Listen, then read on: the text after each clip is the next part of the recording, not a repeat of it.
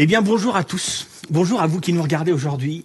C'est un moment un peu particulier parce qu'en fait, je suis un peu tout seul ici, avec juste une ou deux personnes qui ont le droit de travailler dans le cadre de l'église de l'Abri. Donc, bonjour à vous tous. Je ne vous souhaite pas la bienvenue dans le bâtiment de l'église, mais en tout cas dans un de nos sites qui se trouve en ligne. Alors bonjour à vous tous qui êtes de passage, bonjour aux habitués, bonjour aux membres de cette communauté et bonjour juste aux visiteurs peut-être qui ont zappé ou peut-être qui sont tombés là par hasard sur cette chaîne de live stream. Peut-être ça fonctionne aussi sur Facebook, on n'en sait rien. En tout cas, il y a au moins un appui pour vous, n'hésitez surtout pas à venir vous connecter. Notre souhait, en fait, en tant qu'Église de l'Abri, c'est de pouvoir vous encourager, peut-être vous donner un peu d'amour, pendant cette période particulière qui est une période de confinement. Oui, c'est historique et c'est même bizarre. En fait, on n'a pas envie de le vivre, mais il se trouve qu'on doit le vivre. Alors, si on peut vous transmettre un petit peu d'amour par le biais de cette caméra, vous qui êtes derrière votre écran, c'est ce qu'on veut aujourd'hui. Et on aborde donc une nouvelle série, en fait qui est pas si nouvelle parce que on l'a déjà prêché il y a quelques années en arrière, de nombreuses années, mais on ne se lasse pas de répéter toujours les mêmes choses, disait quelqu'un dans un écrit que j'ai lu plusieurs fois. Et je pense que c'est pas mal de revenir sur ces points-là.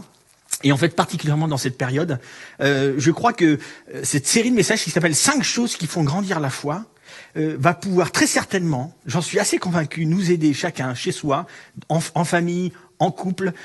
Ça va nous aider à grandir. J'en suis convaincu, j'en suis certain. Alors, j'aimerais qu'on puisse pendant un instant, aujourd'hui, que vous puissiez imaginer, tous ensemble, j'aimerais que vous puissiez imaginer un instant que vous avez une foi immense. J'aimerais qu'on puisse tous imaginer, que l'on soit croyant, pas croyant, etc. On va imaginer, on va se mettre dans cette attitude-là.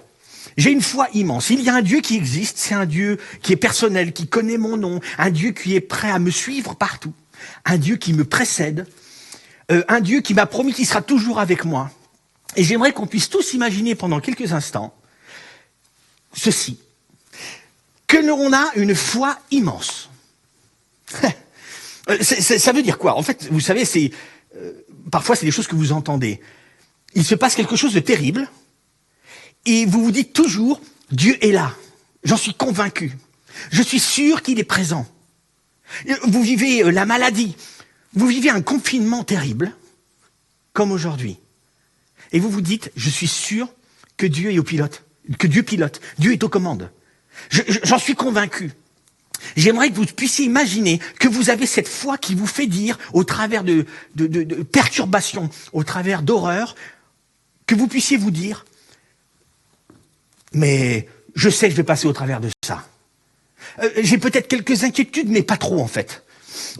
Quelques peurs, mais je suis convaincu que Dieu est là, à côté de moi, et qui va me permettre de passer au travers de tout ça. J'aimerais qu'on puisse tous imaginer ça. Et je pense qu'on peut, assez facilement. C'est cette espèce de foi, peut-être que vous avez grandi dans une famille chrétienne, et votre mère a toujours eu cette phrase-là, où vous vous êtes toujours dit, mais qu'est-ce qu'elle raconte? En fait, vous essayez de lui expliquer l'enfer qu'est la vie, vous essayez de lui expliquer comme vous avez mal, comme il y a ce péché dans l'humanité, toutes ces choses, et la seule chose qu'elle va vous dire, ne t'inquiète pas mon fils, ne t'inquiète pas ma fille, Dieu est présent au travers de tout ça. Alors, quand c'est votre mère, vous avez un certain respect, évidemment, parce que votre père peut ne pas être loin. C'est un copain qui vous dit la même chose. La première chose que vous allez vous dire, c'est « Hey, tu vas te réveiller. Qu'est-ce que tu racontes? T'es complètement naïf, t'es le roi des naïfs. » Si tu regardes les circonstances autour de nous, soit ton QI est à 0, ou soit tu manques un petit peu de réflexion. Non, regarde. Où tu vois Dieu aux commandes. C'est pour ça que je vous demande, pendant quelques instants, d'imaginer que vous avez cette foi immense, cette grande foi. Et vous allez comprendre pourquoi, pendant tout ce temps-là, que nous allons avoir, pendant cette série de messages. Aujourd'hui, c'est l'introduction. Alors, on va parler de cette foi immense. On va parler de grandir la foi. Pourquoi? C'est quelque chose qui commence petit et qui doit devenir grand. Oui, cette confiance-là, c'est de ça qu'on parle. Vous savez que c'est quand même une réalité. Lorsqu'on rencontre ces personnes-là qui ont cette foi-là, on se dit deux choses.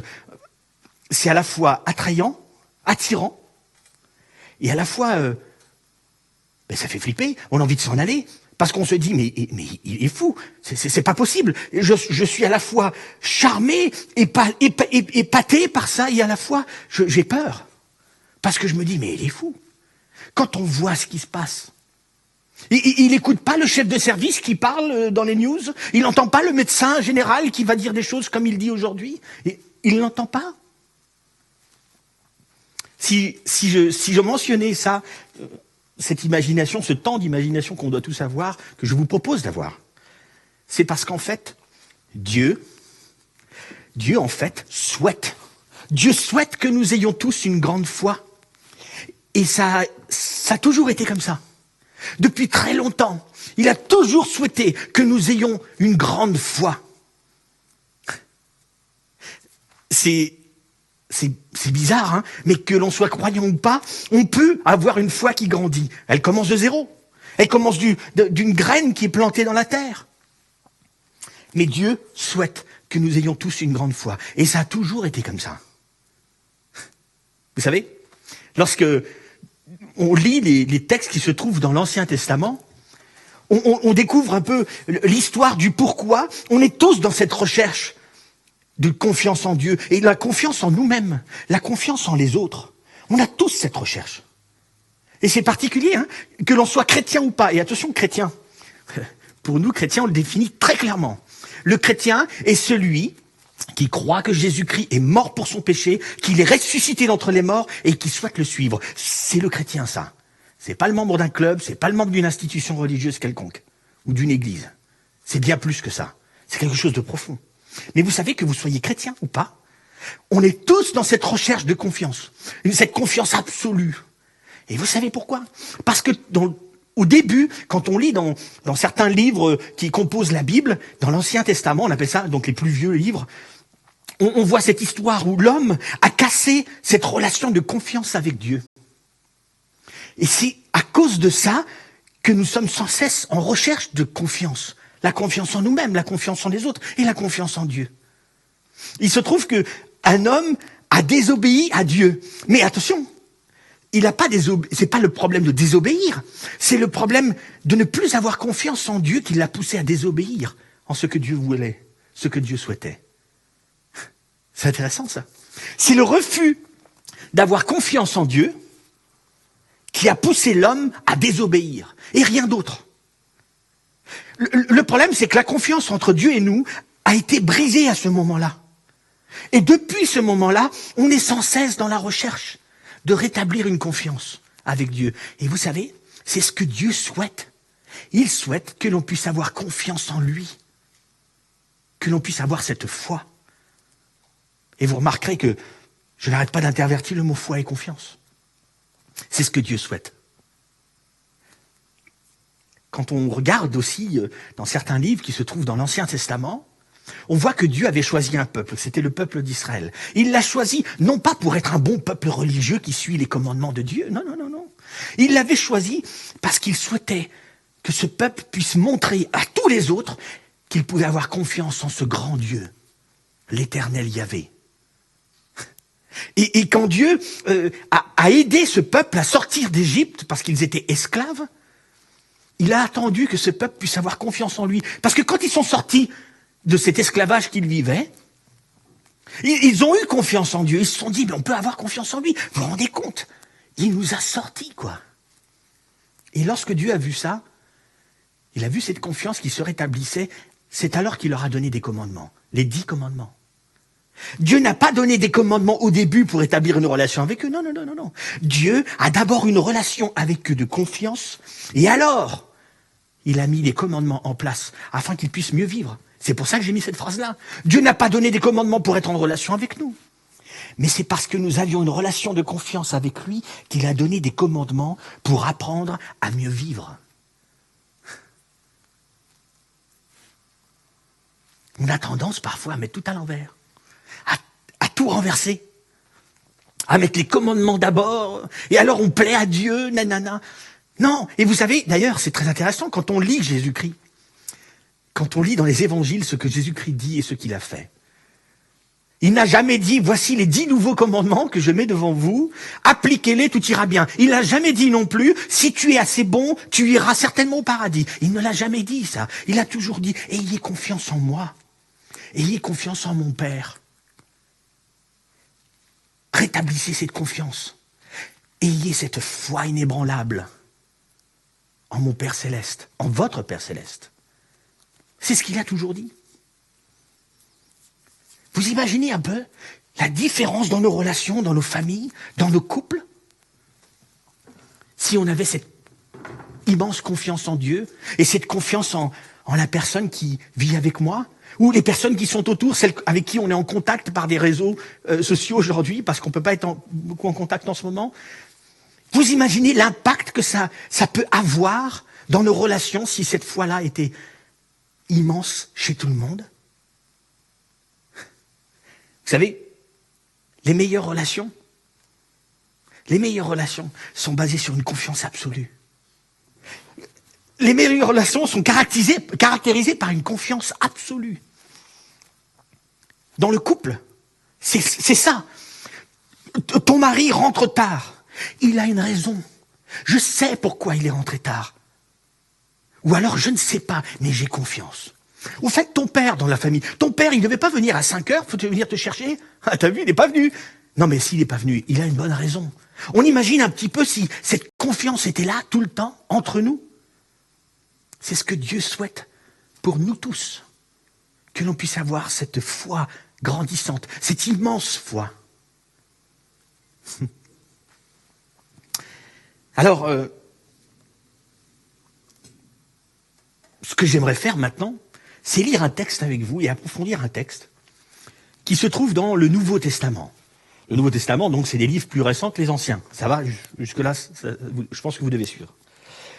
Et le texte que nous allons lire, c'est dans un des évangiles, l'évangile de Matthieu.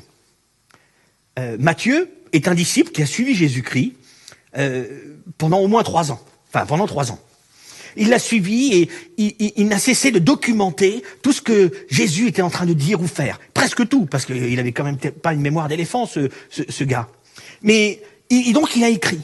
Il écrivait ce que Dieu disait, ce que Jésus-Christ disait, ce qu'il faisait. Et on va lire là un passage qui n'est pas très long, mais qui va nous parler de cette confiance, de cette foi, de cette confiance absolue, de cette grande foi. Et une histoire où on va voir 2 personnages.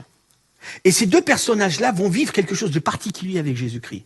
Et ce qui est incroyable, c'est que c'est le seul passage qui se trouve dans la Bible, et dans le Nouveau Testament, et dans les évangiles, où Jésus est en admiration face à quelqu'un.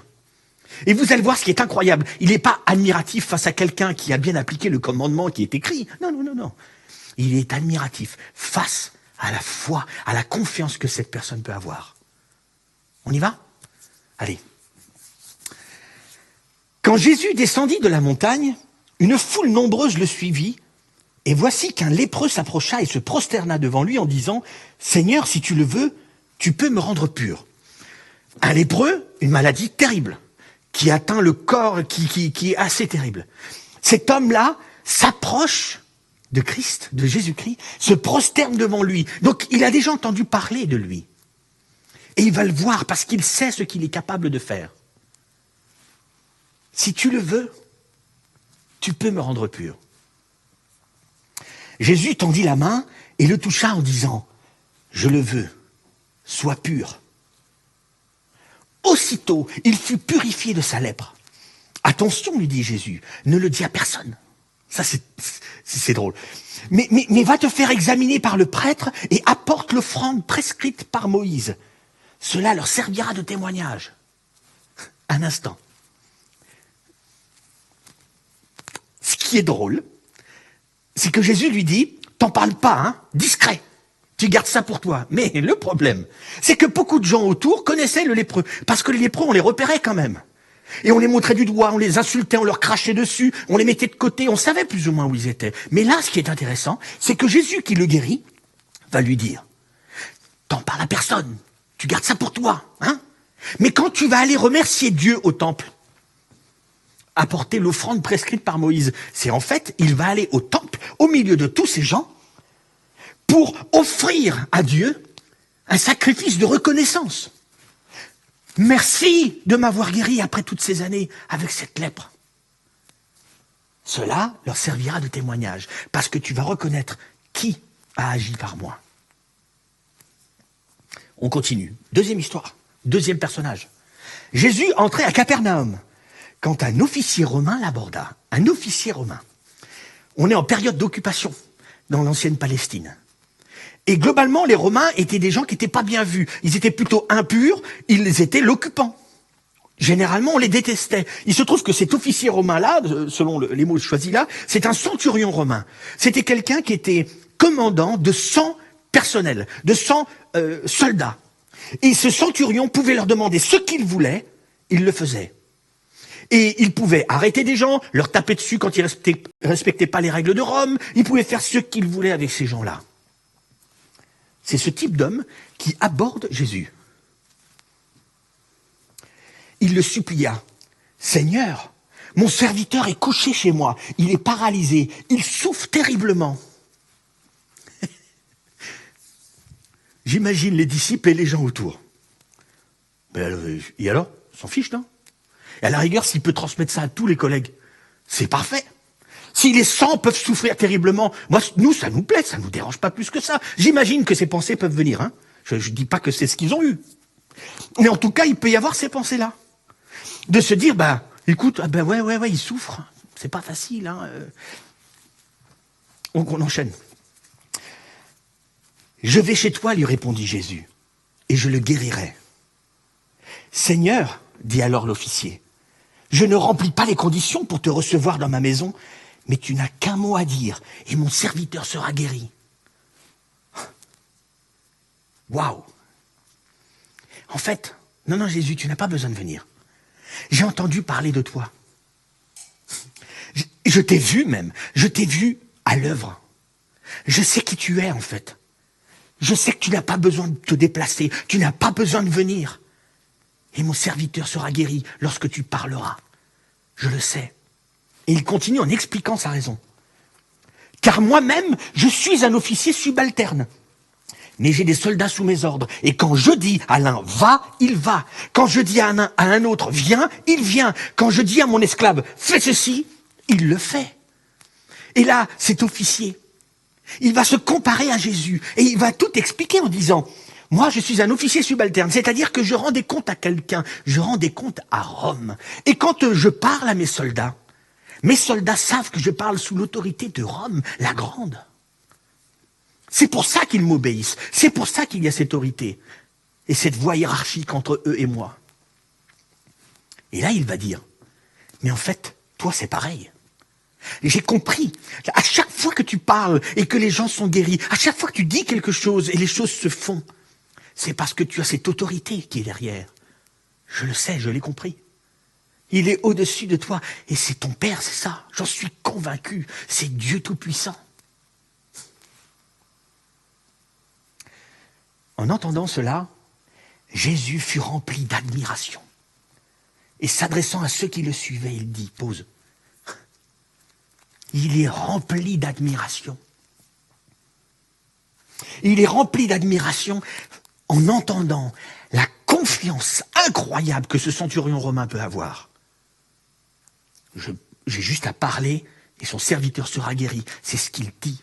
Je n'ai pas besoin de venir. Et Jésus est rempli d'admiration lorsqu'il entend ça. Dieu, c'est ce qu'il souhaite, être rempli d'admiration face à la confiance absolue qu'on peut avoir envers lui. Vraiment, je vous l'assure, dit Jésus, chez personne en Israël, je n'ai trouvé une telle foi. Jésus, poum. Vous imaginez les gens autour, tous les religieux qui sont autour, ce qu'ils ont pensé là? Tu es en train de nous dire que ce gars-là, c'est impur? Il a une foi tellement grande, tu es admiratif devant sa foi? Mais il n'a pas mis en place l'obéissance au commandement non, vous n'avez pas compris. La confiance qu'il a. Je suis admiratif. Je suis en admiration face à cette confiance en cette foi incroyable de ces centurions romains. Il n'a pas eu besoin de faire quoi que ce soit.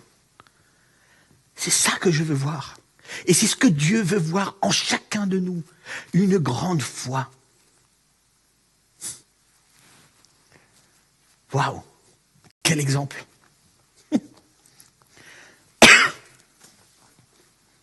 Vous inquiétez pas, je ne vais pas tousser parce que je suis malade. Je n'ai juste pas assez bu. Vous savez, on a choisi 5 choses. 5 choses qui font grandir la foi. On aurait pu en choisir plus, très certainement. Mais quand on regarde aux vies de chacun, aux vies de personnes, parfois on fait des vidéos, nous, quand les personnes choisissent de demander le baptême, et lorsqu'on les entend, lorsqu'ils disent ce qu'ils ont vécu à l'intérieur d'eux, on entend souvent ces 5 choses qui font grandir la foi qui remontent. Et quand on parle à différentes personnes, c'est souvent des choses qui reviennent. Et c'est pour ça qu'on a établi une liste, parce qu'on trouve important d'avoir une liste en tête. Parce que du coup, on peut faire référence dans nos vies, dans nos histoires respectives à tout ça. Et donc, les 5 prochains messages, on va aborder ces 5 choses qui font grandir la foi. Parce qu'en fait, Dieu souhaite qu'on puisse avoir cette grande foi, et on croit que ces 5 choses nous aident à la faire grandir. La première des choses, c'est les enseignements pratiques. En fait, on croit que ce qui nous est enseigné, par Jésus-Christ, par les disciples qui ont écrit les autres textes, les autres livres qui se trouvent dans la Bible, etc.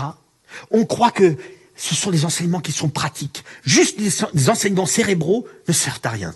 Juste des connaissances, ça fait juste de nous des gens arrogants. C'est tout. Mais un enseignement pratique, c'est la première des choses qu'on va aborder la semaine prochaine.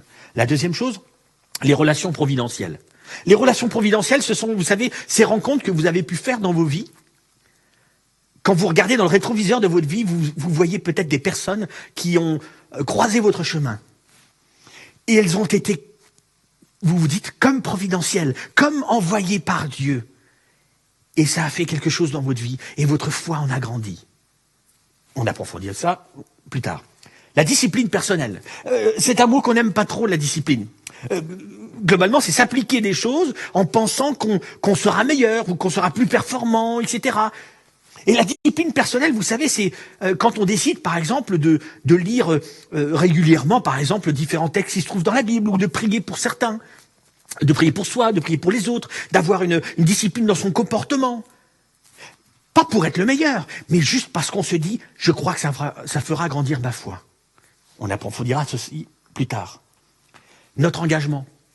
On croit aussi que le fait de s'engager, le fait de servir Dieu et servir les autres est quelque chose qui fait grandir notre foi. Et on a un tas d'exemples comme ça. Et le dernier, les événements marquants. Vous savez, quand j'ai réécrit cette liste, et j'ai réfléchi à nouveau à ces 5 choses qui font grandir la foi, quand j'ai pensé aux événements marquants, je me suis dit, waouh, j'ai comme l'impression qu'on va être un paquet à avoir comme événement marquant dans notre vie ce que nous sommes en train de vivre aujourd'hui.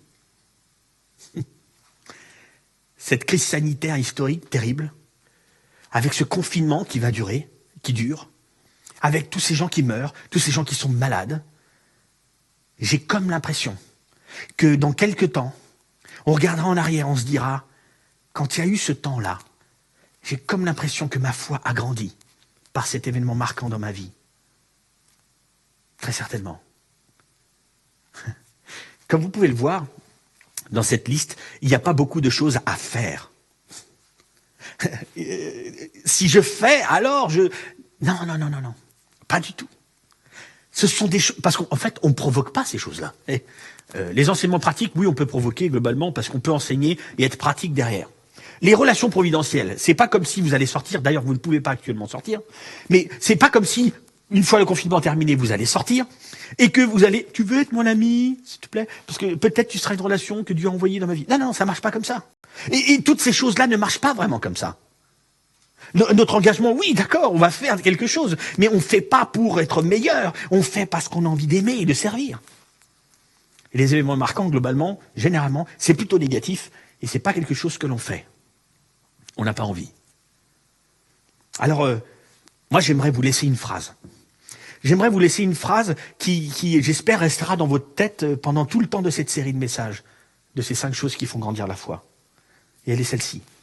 Une grande foi ne repose ni sur les connaissances, ni sur des règles à suivre, mais sur le fait de dépendre de Dieu. Une grande foi ne repose ni sur les connaissances, ni sur des règles à suivre, mais sur le fait de dépendre de Dieu. Vous savez, les connaissances, ça nous rend, si on établit notre foi là-dessus, ça nous rend que plus arrogants.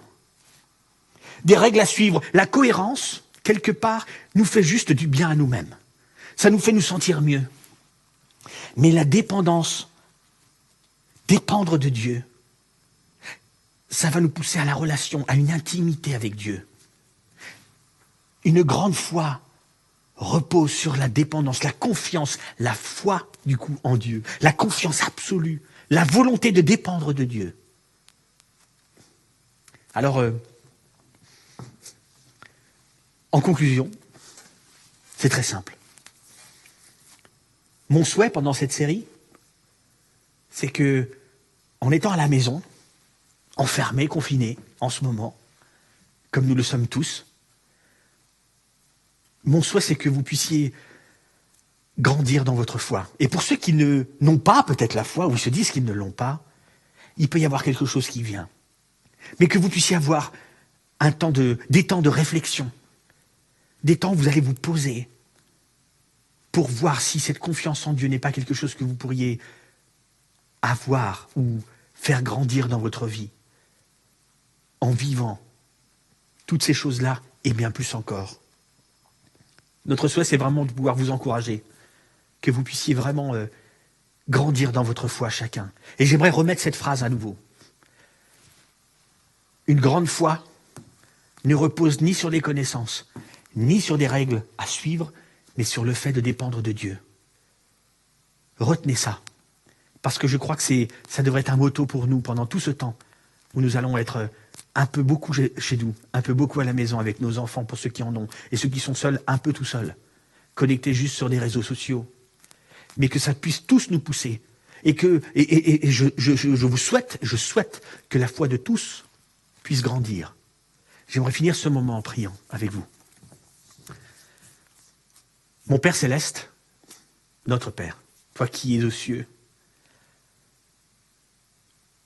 j'aimerais juste te demander de nous permettre à chacun d'avoir notre foi qui grandit, de pouvoir faire grandir notre foi pendant ce temps particulier que nous vivons tous. Que ceux qui ne l'ont pas peut-être puissent la découvrir ou juste se poser des questions en regardant peut-être cette série. Encore une fois, je te remercie de nous permettre d'avoir cette possibilité de faire ce que nous faisons aujourd'hui pour le bénéfice du plus grand nombre, on espère. Je te remercie encore une fois pour ces 5 choses qui font grandir notre foi. Aide-moi à les découvrir. Aide-moi à les vivre toujours plus. C'est au nom de Jésus-Christ que je prie. Amen.